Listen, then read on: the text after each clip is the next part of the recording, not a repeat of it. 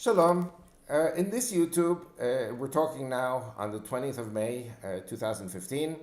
God willing, I'm planning to travel to the United States in the first days of June, come back to Israel, God willing, 31st of July. It's going to be a very intensive trip, primarily to promote two things. To promote my new book, my seventh book, which I recommend that you get. It's on the website vicmore.com. Also at lipkintours.com, you can order the book. My previous YouTube dealt with the subject matter in this book. I'm going to deal now with another aspect of what's happening primarily in the West, and that's the terrorism that is coming to the United States, imminent terrorism to the United States, Canada, Europe, Latin America. We shouldn't overlook Latin America because there are very big Islamic cells there. And what is going to happen, I believe, is, God forbid, but this is God's plan, I believe, and that is to bring the Jews home to Israel because there's a tremendous intermarriage rate with Christians, 80%, and the Israeli law prohibits, doesn't prohibit, Israeli law allows for the homecoming of Christian spouses and children with the Jewish spouses. There will be a massive immigration, I predict, of 5 to 10 million Jews and Christians to the land of Israel in the very clear future. And this leads me to announce that we are now on the verge. I've been working on this party for 10 years now. We are on the verge of the creation of the Judeo-Christian Bible Bloc Party, which will run whenever the next elections will be. If you ask me personally, I'm very happy that Netanyahu has succeeded in winning the elections and forming a coalition government. But I believe, as we say in Queen's English, the vicissitudes of Israeli politics will lead eventually, sooner or later, probably sooner, to a new government or a broadened government with labor. We may be seeing elections again in Israel anytime. Therefore, the Bible Bloc Party must not dither anymore. The Bible Bloc Party must be registered. And hopefully on this trip, I will be raising funds for campaigning and building up a political party that will give representation in our Israeli Knesset, in our parliament, in our Congress, to Christians who live in Israel, together with Jews. My candidate list will be evenly Jew, Christian, Jew, Christian, Jew, Christian candidates. I will have women candidates also. This will be the party of the immigrants. This will be the party of Judeo-Christian Western civilization and democracy. Now, what is going to lead to the homecoming of 10 million Jews and Christians to the land of Israel? In the summer of 1999, I was in California, and I was driving north in my van on Interstate 5 from California to Oregon to the state of Washington. Then I crossed over the border into British Columbia, Canada. I spoke in a farmhouse in Maple Ridge, which is about an hour east of Vancouver. And I spoke for 3 nights. I spoke 3.5 hours each night. And this was the beginning of my 10-hour teaching. This is in 1999. Wednesday, Thursday, I drove up to Edmonton, Canada. I spoke in a Baptist church in Edmonton. Friday morning, my Christian hostess, rest in peace, Cora Brisbois, calls the local Orthodox rabbi and says to him, "Rabbi, we have here a Jew from Israel, an Israeli army spokesman by the name of Avi Lipkin, and he spoke to us, and he needs a place to stay on Shabbat, on the Sabbath. Will you take him?" So the rabbi said, "Sure, send him over." So I go over to the rabbi's house for the Sabbath, and the rabbi asks me, "Tell me, son, what are you doing in the Christian churches?" And I said to him, "Listen, Rabbi, we're 5 million Jews in the Holy Land. Praise God, today in 2015, we're 6 million, plus 500,000 Christians in the Holy Land. The Muslims are 1.5 billion people, and they're swearing they're going to wipe us off the face of the earth. Even if we Jews and Christians are all war heroes and geniuses, I'm sorry, 5 million is not enough to defeat 1.5 billion Muslims. But if we had 100,000 born-again evangelicals on our side, maybe that would level the playing field." So the rabbi looked at me in astonishment and he said, "Son, that's a wonderful idea. God bless you. I'm very happy you go to the churches. I mean, I would never step in a church, but if you go to the churches, God bless you. The next morning, the rabbi announces, we have in our presence today an Israeli army spokesman by the name of Avi Lipkin. The Christians give him 10 hours to speak. We are going to give him today 10 minutes to speak after the service during the Kiddush. Kiddush is a light meal. So after the service, I got up to speak and I got shouted down by two liberals. Liberals with a capital L. Now, what are liberals with a capital L? Liberals are socialist totalitarians who do not tolerate anyone else's ideas. Excuse me. In other words, they're liberal with you if you are liberal like they.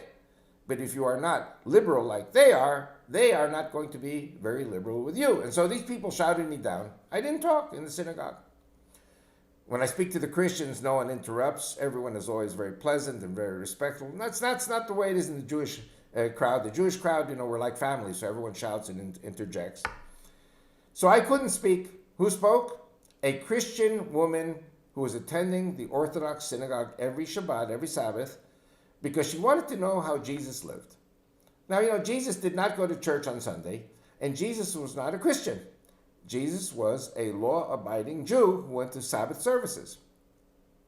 So when she saw that they were not going to let me speak, she got up to speak.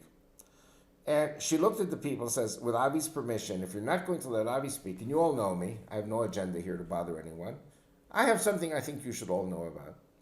And she said, I am a social worker for the government of Canada, the province of Alberta, the city of Edmonton. And I'm a caseworker for a Muslim Egyptian woman doctor from Cairo, Egypt. What's her story? This woman, this Muslim woman, was a saint. She was like Mother Teresa in the Catholic Church. What did Mother Teresa do with the 99 years of her life? She fed the poor, she healed the sick. But who was backing her? The Catholic Church. So the Catholic Church provided her a bed, a home, and a family. This Muslim woman doctor was in her 40s, single. Nobody was supporting her. She came from a good family.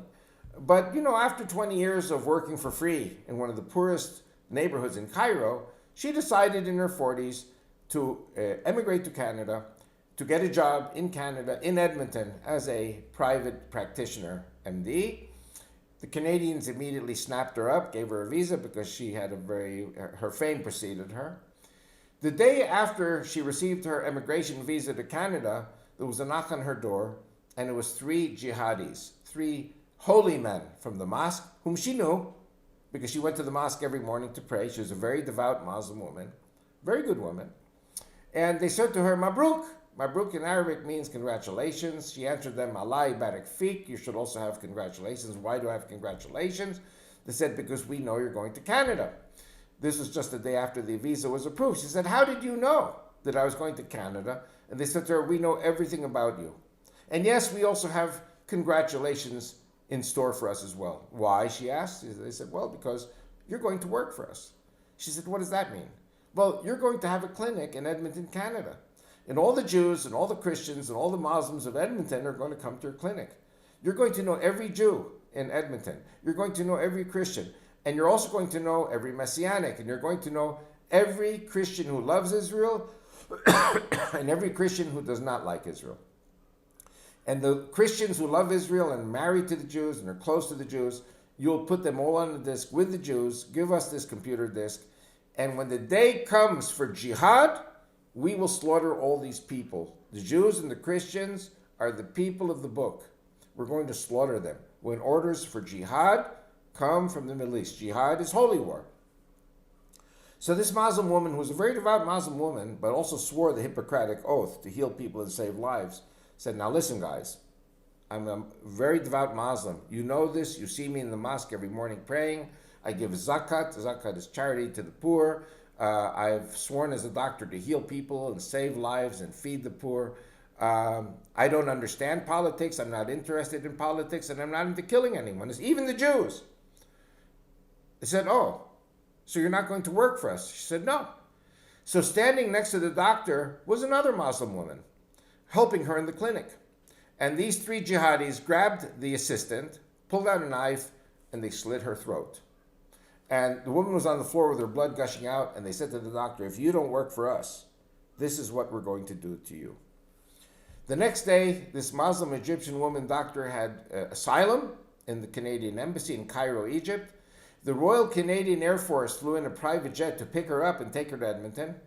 And this Christian woman attending the Orthodox Jewish synagogue is the caseworker who was taking care of this Muslim woman doctor in Edmonton. And so this Muslim woman doctor now is in hiding in a 24/7 safe house under protection of the RCMP, Royal Canadian Mounted Police. And this was in all the newspapers in the summer of 1999 in the province of Alberta, Canada. But this story was a local interest story. It never made it into British Columbia or Saskatchewan or Montana, just across the border. It's in my books, and it's in my most recent book, which you see here in front of you.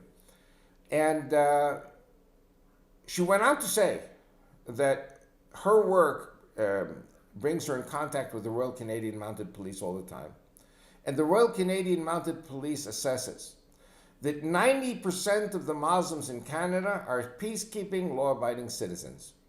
Only 10% of the Muslims in Canada are terrorists who receive orders, receive salaries and funding from the Middle East. But when the day comes, they will massacre every Jew in Edmonton. The Muslims of Edmonton will kill the Jews and Christians in Edmonton. The Muslims in Vancouver, Canada will kill the Jews and Christians in Vancouver. The Muslims in Toronto will kill the Jews and Christians, etc., etc. Same in the US, same in Mexico, same in Brazil, same in Argentina. Wherever there are Jewish communities, the Muslims are cataloging the Jewish communities. The Muslims are coming to live very close to the Jews. I travel all over the US. Whenever I go to a kosher restaurant in the United States to eat my kosher food, there are Muslims working in the kosher food business to know who the Jews are, to know who the rabbis are. When the so-called liberal, reform, and conservative Jews have ecumenical meetings with the Muslims use these meetings in order to facilitate getting information on the Jews to kill them. So one of the problems here, and it's very hard for Jews to accept this when I tell them, and that is that any ecumenical relationships with Islam will bring about the destruction much more quickly of the Jews and the Christians who make the mistake of ecumenical relations with Islam. The Islamic program is very much like the Nazi program. They must know who the Jews are to kill them. I predict very soon that ISIS, Al-Qaeda, and all these different groups are going to pull off a series of catastrophic 9/11 attacks on the US, Canada, Latin America, and Europe. And when law enforcement and the military are so busy with these 9/11 attacks, they will not be able to protect the Jews and the Christians. At that time, I predict, and it's in my new book, Jews and Christians, 10 million of them, will have to move to Israel or face death at the hands of wild, out-of-control Muslim terrorists running around the countries outside of Israel. God is using the Muslims as a spatula, a giant spatula, to scrape up the Jews and their Christian spouses and then bring them home to Israel. Israel's borders will also expand because the Islamic spring, the Islamic self-destruction, is bringing about the decimation and desolation of all these Islamic countries. So Israel's borders are going to grow, Israel's population is going to grow, and I think the Messiah is not far away. And I pray for everyone watching this video to pray very hard. God's will be done on earth and in heaven. Get ready. Get ready for those of you who are going to move to Israel. And for those who stay in the US, Canada, Europe, Latin America, get ready to protect yourselves. Be strong with your churches. Be strong with your communities, with your law enforcement, and defend yourselves from the Islamic attack on Western civilization. God bless you and save you.